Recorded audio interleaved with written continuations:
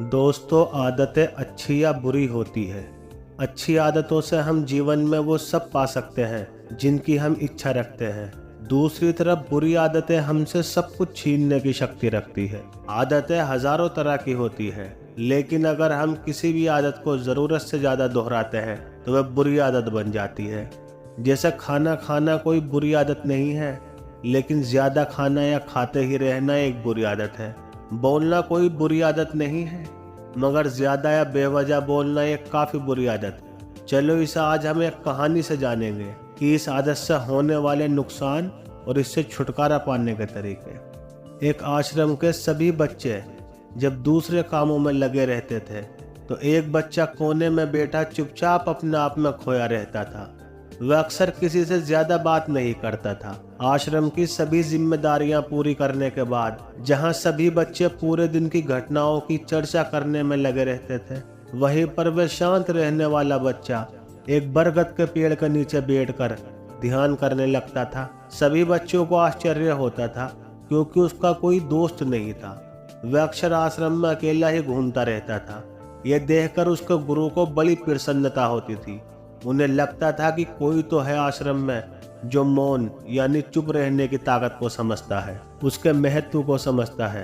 आश्रम के बारे में जब भी कोई जरूरी निर्णय लेना होता था तो उसकी राय जरूर लिया करते थे, लेकिन यही बात गुरुजी के एक शिष्य को बड़ी खटकती थी। वह गुरुजी का प्रिय शिष्य बनना चाहता था, इसलिए वह गुरुजी के सामने दूसरे बच्चों के कामों में कुछ न कुछ कमियां निकालता रहता था, जिससे गुरुजी उसे महान समझने लग जाए। अक्सर वह अपनी जिम्मेदारियां पूरी तरह से निभाने का दिखावा भी करता था, चाहे उससे कोई सलाह ना भी मांगे, लेकिन वह फिर भी उन्हें अपनी सलाह देता रहता था।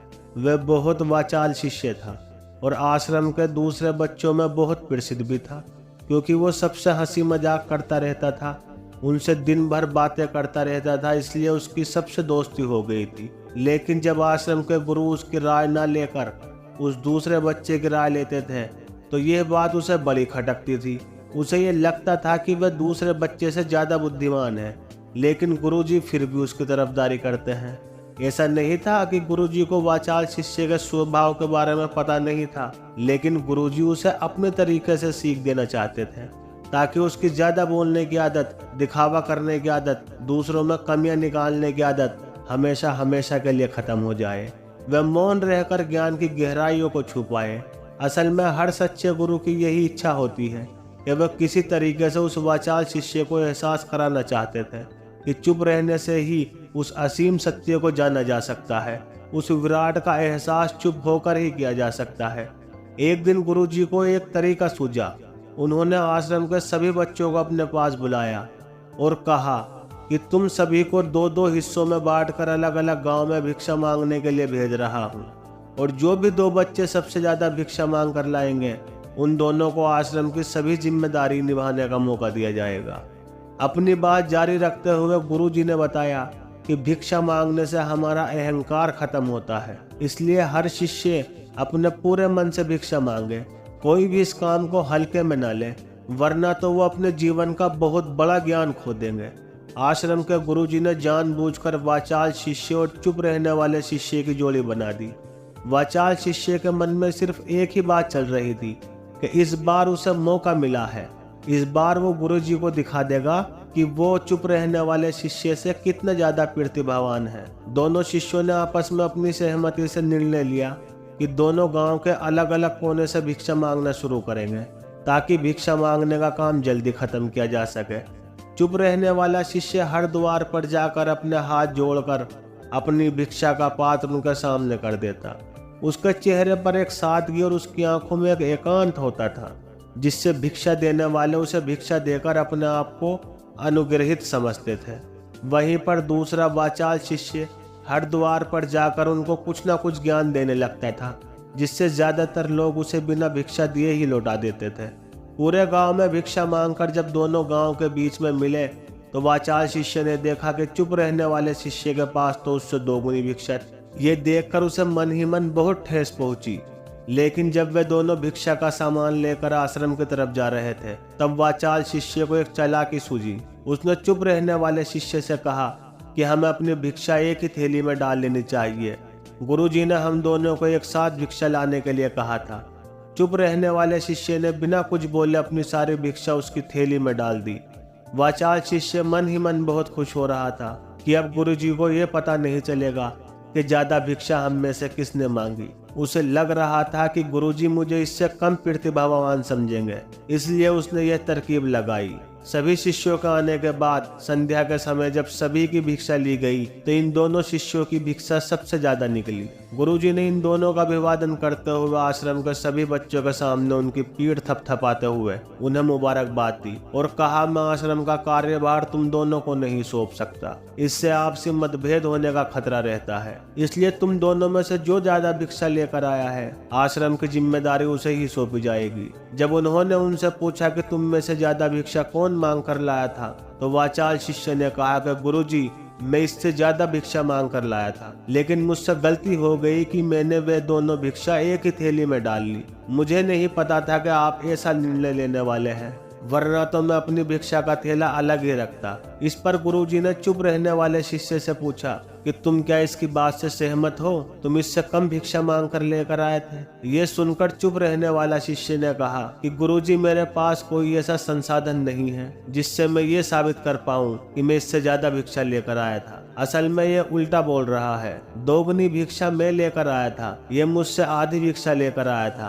और इसी ने ही मुझसे भिक्षा को एक थैली में डालने की बात कही थी। आश्रम के पीछे कुछ दूरी पर एक पहाड़ी थी जिसके पीछे सूरज अभी अभी संध्या के समय ढल रहा था। गुरुजी को तो पता था कि सच कौन बोल रहा है, लेकिन बाकी बच्चों के सामने सच साबित करने के लिए उन्होंने उन दोनों से एक सवाल पूछा कि पीछे पहाड़ी पर तुम्हें क्या दिखाई दे रहा है? ये सुनकर वाचाल शिष्य झट से बोल पड़ा कि गुरुजी, पहाड़ी के पीछे सूरज अपना रंग बिखेर रहा है, आसमान में लालिमा छाई हुई है, यह बहुत ही सुंदर दृश्य है। वह तो और भी बहुत कुछ कहना चाहता था, लेकिन गुरुजी ने उसे चुप करते हुए दूसरे शिष्य से जवाब जानने के लिए जब उसकी तरफ देखा तो उसकी आंखों में आंसू भरे हुए थे। श्रद्धा, भक्ति और प्रेम से उसकी आंखें भर आई थी। गुरुजी को उससे पूछने की जरूरत ही नहीं पड़ी।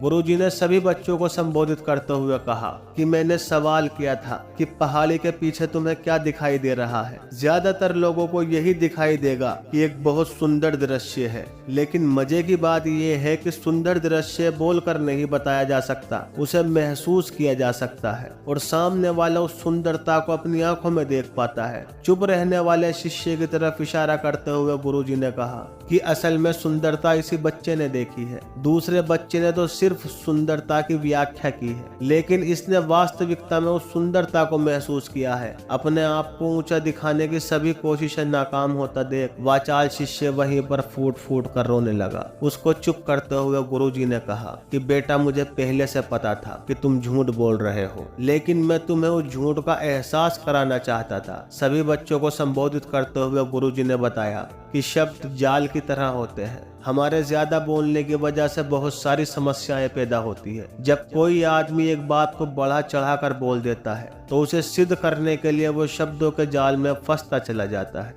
और इसी वजह से अंतर्मुखी होने की बजाय वह बहिर्मुखी हो जाता है। वहीं पर जिस भी व्यक्ति को अपनी अंत यात्रा करनी होती है उसे सबसे पहले चुप रहना सीखना होता है। जरूरत से ज्यादा बोलना या हर वक्त बोलते ही रहना, ये सब हमारे अंत यात्रा में बाधा बन जाती है। जब चुप रहने का अभ्यास करते हो तो आप अपने साथ वक्त बिताने लगते हो, जिससे कि आप अपने एकांत को जान पाते हो। और एक बार अगर मन में एकांत स्थापित हो जाए तो आपकी आंखों में, आपके चेहरे पर वह सादगी, वह एकांत स्पष्ट की झलक सब कुछ सामने नजर आने लगता है। कुछ साबित करने को नहीं रह जाता, कुछ बताने को नहीं रह जाता, सब कुछ आंखों में देखा जा सकता है। चुप रहने वाले शिष्य की तरफ इशारा करते हुए गुरुजी ने कहा कि अभी जो दृश्य इस बच्चे ने देखा वह ज्यादा बोलने वाला आदमी कभी नहीं देख पाएगा। वह अपनी बुद्धि से तर्क वितर्क करता रहेगा कि उसे क्या क्या दिखाई दे रहा है, लेकिन उसमें से वह महसूस कुछ भी नहीं कर पाएगा।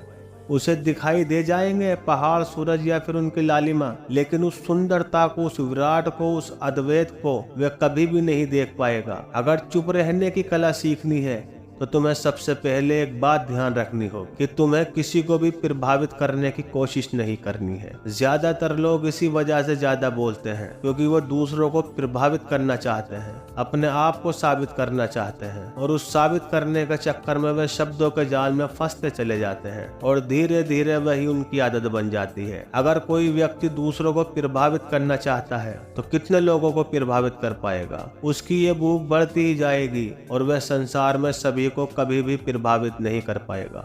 इसलिए समझने की बात होती है कि बहिर्मुखी होने की बजाय हम अंतर्मुखी होकर अपने आप को समझ सकते हैं। अपनी बातों को खत्म करते हुए गुरुजी ने अपना आखिरी संदेश दिया। उन्होंने बताया कि अगर कोई व्यक्ति ज्यादा समय तक चुप नहीं रह सकता तो उसे थोड़े समय से अभ्यास करना चाहिए। दृढ़ संकल्प लेकर किसी वृत्ति की भांति दिन में कुछ समय या फिर कुछ हफ्तों में कुछ समय या फिर एक दिन चुप रहने का अभ्यास जरूर किया जाना चाहिए। इससे हमारे चुप रहने की आदत धीरे धीरे खुद ब खुद पनपने लगती है, क्योंकि एक बार जब हम चुप रहने लगते हैं तो हमें चुप रहने का आनंद पता चल जाता है।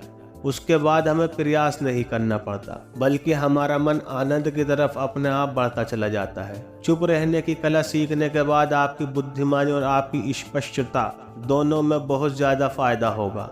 वास्तविकता में जिसे दर्शन कहते हैं वो मौन रहकर ही किया जा सकता है। इसके बाद सभी बच्चों से कुछ समय चुप रहने का संकल्प लेकर गुरुजी ने अपनी बात खत्म कर दी।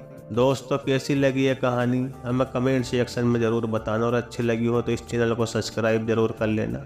धन्यवाद।